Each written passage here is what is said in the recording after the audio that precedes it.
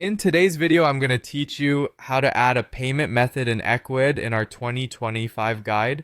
Whether you're just starting out with your Ecwid store or looking to expand your customer payment options, this process is crucial for ensuring a smooth shopping experience.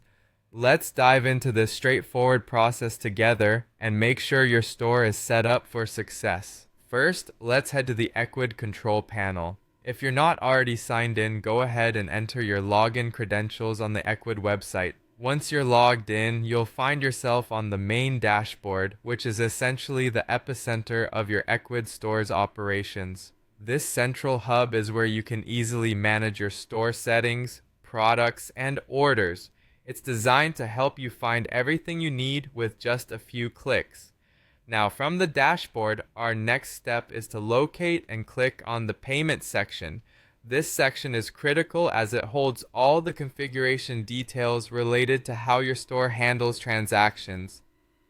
Clicking on payment will take you to a page where you'll see a list of the payment methods you currently have available and any settings associated with them.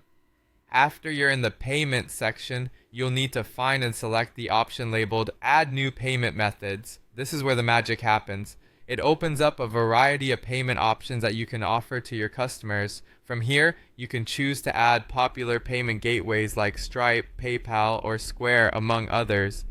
Each of these payment options provides a different set of features and may appeal to different segments of your customer base, so choose the ones that align best with your business needs. As you decide which payment method or methods you want to integrate, consider the transaction fees, ease of use, and customer preferences. Once you've decided, follow the prompts to configure and activate the payment method. Each option will guide you through connecting your store to the respective payment service, often requiring you to enter API credentials or other verification details to ensure secure transactions.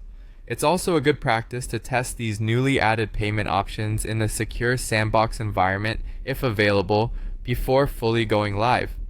This will help you troubleshoot any potential issues in advance, ensuring everything runs smoothly when real customers start making purchases. Wrapping this up, with your new payment methods added, you're on your way to providing your customers with a seamless checkout experience. A broader range of payment options can help reduce cart abandonment and boost overall sales, making this an essential task for growing your online business. If you enjoyed this guide, don't forget to subscribe to stay updated with more helpful tutorials. Thanks for tuning in, and happy